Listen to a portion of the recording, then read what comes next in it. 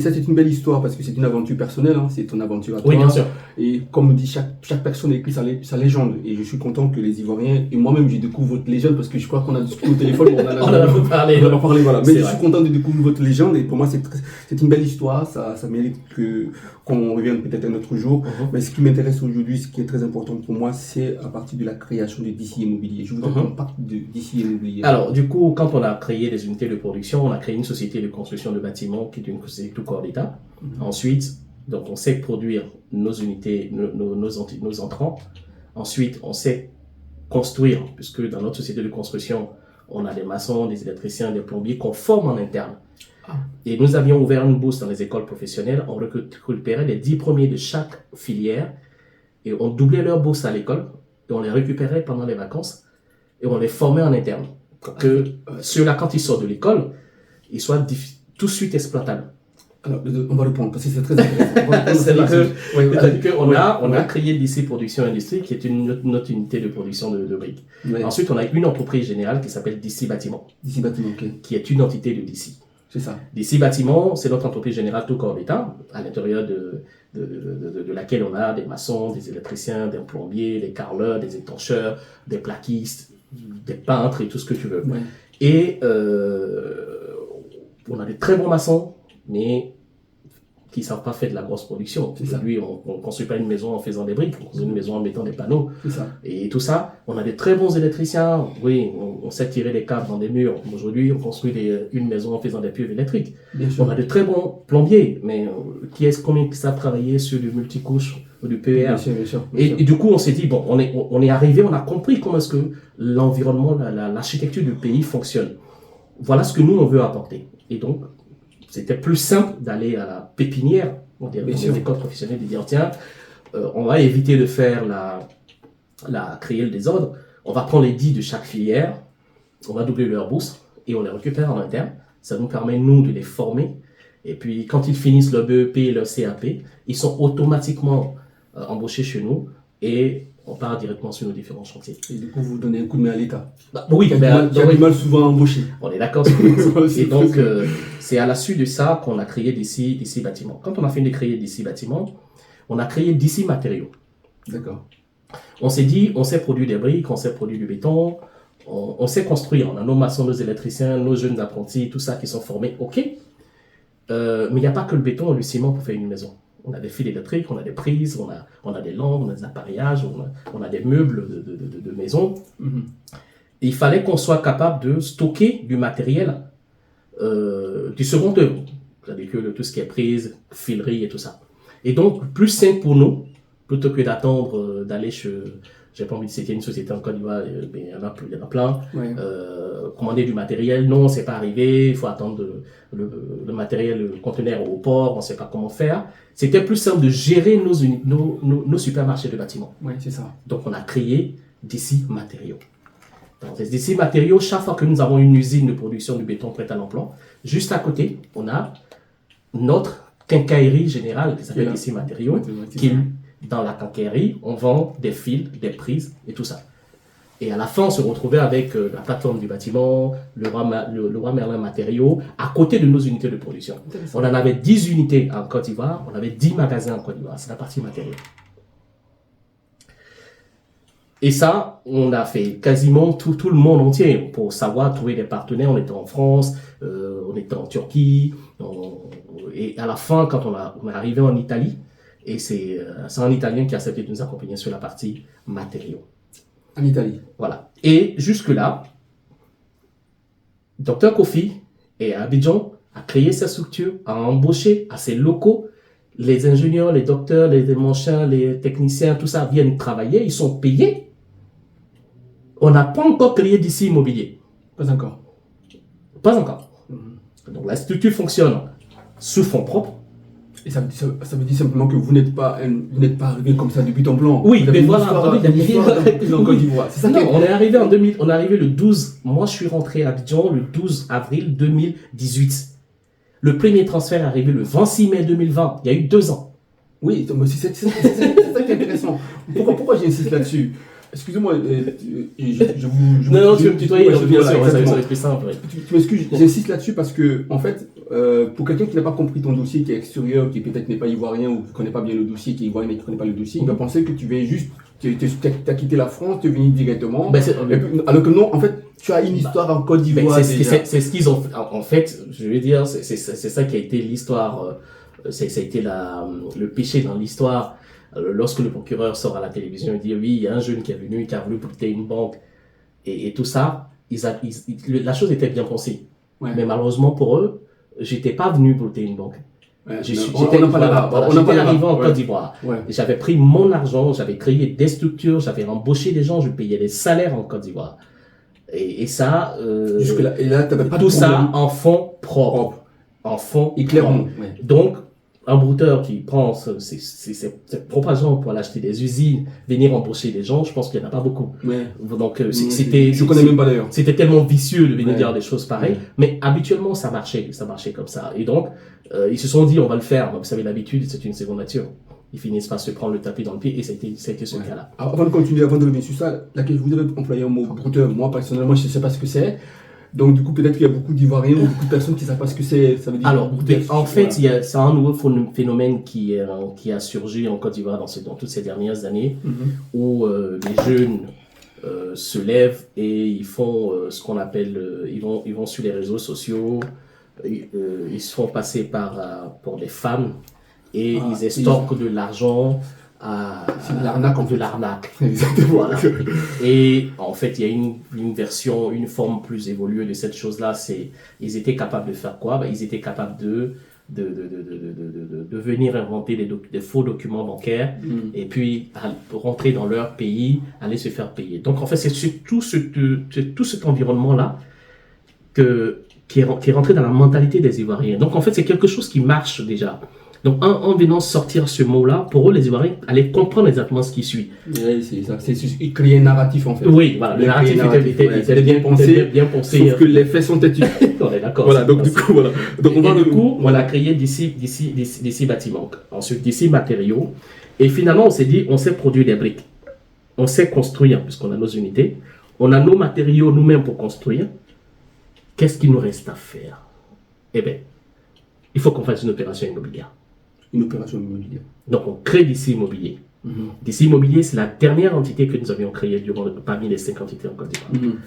On crée DC Immobilier et on avait la possibilité de faire quoi? On avait la possibilité de partir. Dans les. Récupérer plusieurs opérations immobilières qui n'ont pas forcément marché. Et on s'est dit non, on ne fait pas ça. Ouais. Donc, on s'assoit dans nos locaux et on se dit, on va faire des opérations immobilières en partant de zéro, en suivant tout le processus. Ouais. Vous savez, les faits scientifiques, souvent, c'est compliqué. Vous avez été ingénieur. C'est très compliqué. Mais moi, j'ai tenu à préciser quelque chose avant qu'on continue, parce que DC Immobilier, dans le document que j'ai, parce que ce qui est très intéressant avec toi, c'est que tout est écrit. Oui. Donc et c'est pour ça que j'ai dit les faits sont têtus. Oui. DC Immobilier, moi, dans le document que j'ai épluché, on a le numéro de téléphone, c'est immatriculé au registre de commerce sous le numéro RC, donc je ne dirais pas le numéro, mais RC, c'est sous mes yeux, c'est représenté par vous-même, monsieur Kofi Amon Julien. Et puis vous avez le capital qui est marqué, ça c'est le dossier que moi j'ai, c'est une entreprise légale. Ah oui, une entreprise dûment constituée, on a des statuts, on a créé la société au niveau du greffe, les différents greffes d'Abengo. Pourquoi Abengo d'ailleurs? Voilà, pourquoi Abengo? Vous savez, moi je pensais que vous avez des liens avec la ville d'Abengo, je pense. Oui, mais voilà, j'y suis né, on va dire. Ah, ok. J'y suis né, mais c'était pas la seule raison. Vous savez, vous payez ce qu'on appelle la cotisation foncière d'une société. Donc, plus vous êtes dans les grandes villes, plus vous en payez plus cher. Plus vous allez dans les petites villes, plus vous avez des facilités. Donc, même si vous payez 5% de cotisation foncière pour une société et que dans une ville comme Abengo, vous en payez 3%, c'est déjà 2% d'économie. Oui. Donc, je me suis dit, une structure comme les structures d'ici qui vont se créer, pourquoi venir à Abidjan où on est complètement saturé et on a des unités à implanter? On a des bureaux d'études. D'ailleurs, je n'ai pas parlé de DC BET qui est notre bureau d'études techniques et structures. qui est une des entités. Donc, tous les plans que vous avez sur les réseaux sociaux, on les a dessinés à Abidjan. J'ai recruté des techniciens, j'ai recruté des architectes, je les ai formés par rapport aux différents logiciels, Revit, AutoCAD, 3ds Max. Tous les modèles des plans ont été faits à Abidjan par des jeunes Ivoiriens qui ont été formés à utiliser ces logiciels-là. Intéressant. Donc, à un moment donné, on s'est dit, on va avoir de la grosse production à faire. Pourquoi est-ce qu'on voudrait forcément venir s'enquiquiner à Abidjan? C'était plus simple de créer notre bureau d'études techniques et structures à Bengrou. Et puis, des jeunes vont y être une espèce de Silicon Valley. Exactement. Voilà. Aux États-Unis, ouais. Aux États-Unis, mais qui sont complètement à l'abri de tous ces projets-là, qui produisent, qui font toute la partie production de plans et de la partie suivi de travaux. Et donc, c'est comme ça que je me suis dit, ben, tiens, à Bengrou, c'est chez moi. Pourquoi pas ne pas. Oui, une très très belle, une ville royale. Une ville royale. Une ville royale dont mes penchants, pour ne pas dire que mes provenances de la cour royale font que, voilà. À un moment donné, on aura beau être partout dans le monde entier, on s'est dit, tiens, je vais quand même rentrer chez moi, voilà, c'est plus important. Et c'est comme ça qu'on a immatriculé cette société-là. Cette société, elle a été immatriculée au greffe et toutes les déclarations ont été faites au niveau des impôts d'Avignon. Donc voilà, donc avec DC Immobilier, vous allez vous engager dans ce qu'on appelle une convention vente de construction. C'est ça. Donc, et cette convention a été signée avec 3 autres parties. Oui. Moi, je voudrais que. Moi, je les ai. Mais comment je peux expliquer? C'est-à-dire qu'on arrive à un stade crucial de l'opération immobilière. Et le stade crucial de l'opération immobilière, c'est-à-dire que vous arrivez, nous sommes arrivés, enfin, je suis arrivé à Abidjan avec mes capitaux propres. Donc, j'avais un peu d'argent. Mais il y en a combien de promoteurs immobiliers qui sont en Côte d'Ivoire qui n'ont pas d'argent? Surtout que c'est assez compliqué. Alors, ce qu'on fait, c'est qu'on s'est dit, bon, tiens, je vais faire une opération immobilière. Sachant que les conventions pilulent à Abidjan. Bien sûr. Des gens donnent des conventions à leurs amis, ils s'amusent avec. Ils ont ni terrain, ils ont ni plan, ils ont que la convention, ils se promènent, ils disent qu'ils sont promoteurs immobiliers. C'est ça. On s'est dit, nous on ne fera pas ça. Et pour faire une opération immobilière, il fallait avoir un terrain. Exactement. Les terrains coûtent excessivement cher à Abidjan. Donc, ce qu'on a fait, la première chose qu'on a fait, c'est qu'on a fait le tour de tous les aménageurs fonciers. D'accord. En disant à tel aménageur foncier, écoute, moi je suis d'ici immobilier, j'ai une convention de faire des logements pour les agents d'Orange. C'est Association de Côte d'Ivoire Télécom, ça s'appelle Acitel. Acitel, ok. Et on est censé leur faire des logements. Et ces logements-là, voilà la convention qu'on a signée. Vous, en tant qu'aménageur foncier, est-ce que vous avez un terrain qui porte votre nom sur lequel on peut faire le projet immobilier? D'accord. Avant de continuer, parce que c'est important pour moi, parce que moi j'aime beaucoup m'appuyer sur les documents, c'est un défaut. Alors donc, cette partie-là, dans la convention, c'est l'association des cadres de Côte d'Ivoire Télécom. Oui. Donc, effectivement, comme vous l'avez dit. C'est l'agent d'Orange, oui. Voilà. Orange actuelle. Et cette association est régulièrement constituée, régie par la loi.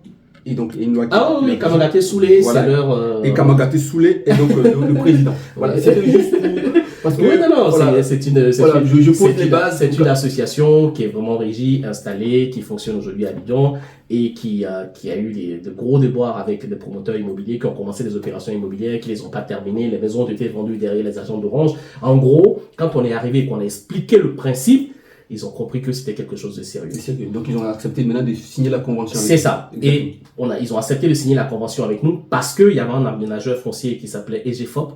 Je pense que ça doit être ça. EGFOP, immobilier. Voilà. EGFOP qui mettait son terrain à disposition. D'accord. Donc ils mettent leur terrain à disposition. Dès l'instant où on arrive, ça veut dire que quand vous arrivez à présenter votre projet immobilier, vous avez le propriétaire du terrain qui dit « Moi, je suis dans le projet ». C'est ça. Et ça, c'est... C'est EGFOP. J'apporte mon terrain. Je suis avec DC Immobilier pour qu'il fasse ses plans sur mon terrain. Exactement. Du coup, qu'est-ce qu'il vous reste à faire? Et le terrain, on va aller doucement, le terrain c'est 15 hectares. Oui. À Angré, Cocody-Angré. Cocody-Angré. Oui, c'est ça. Donc, vous avez payé le terrain à combien déjà? Le mètre carré, juste le prix. On était à peu près à 30 000 francs, 30 000 francs le mètre carré. À peu près 50 €. Oui, c'est ça. À peu près 30 000 francs le On continue. Et donc, du coup, on signe cette convention-là. Et comme EGFOP fait partie elle est partie intégrante, on va dire, du processus. Elle est partie intégrante parce qu'elle apporte son terrain et ça rassure. Bien sûr. Ça rassure la Citel. Oui, pour dire, écoute, on a un terrain, on a un promoteur qui nous a. D'ailleurs, on a fait les plans. les plans ont été envoyés chez eux, ils les ont validés. C'est pour ça que l'opération immobilière, les maisons sont orange. Ben oui. C'était le but en fait. Ouais, c'est ça. Voilà. Les maisons étaient orange parce que on a fait des allers-retours sur les différents types de couleurs, les emplacements qu'on devait utiliser pour nos opérations immobilières. Et ça, c'était quelque chose qui avait été complètement bien pensé. Et ce travail-là, ça s'est pas fait comme ça du jour au lendemain, c'est 8 mois d'aller-retour. Ben oui, parce que moi je vois dans la convention et j'ai devine le boulot que vous avez. C'est 8 mois d'aller-retour. Voilà, donc c'est énorme comme boulot que vous avez. C'est ça, c'est 8 mois d'aller-retour. Donc à la fin, on a sorti une belle convention et à la fin. C'était signé, j'ai le document, il y a le cachet signature de EGEFOP, cachet signature de Acitel et cachet signature de Sissi Immobilier. Donc c'est une convention en bonne et due forme. Ah ben oui, bien sûr. Il n'y a pas de doute là-dessus. Non, on est d'accord. Donc l'idée de brouteur qu'on avait voulu vous prêter, ça ne fait pas des broutés. Non, ça ne veut pas tenir. C'est ça que j'ai dit. Vous avez Sissema qui est le président des GFOP, il vit encore. Donc voilà, vous avez Souleymane Kamagaté qui est celui de Acitel, il vit encore. Donc en gros, pour que je puisse aller inventer une opération immobilière de cette nature, il fallait le faire. Il faut le faire.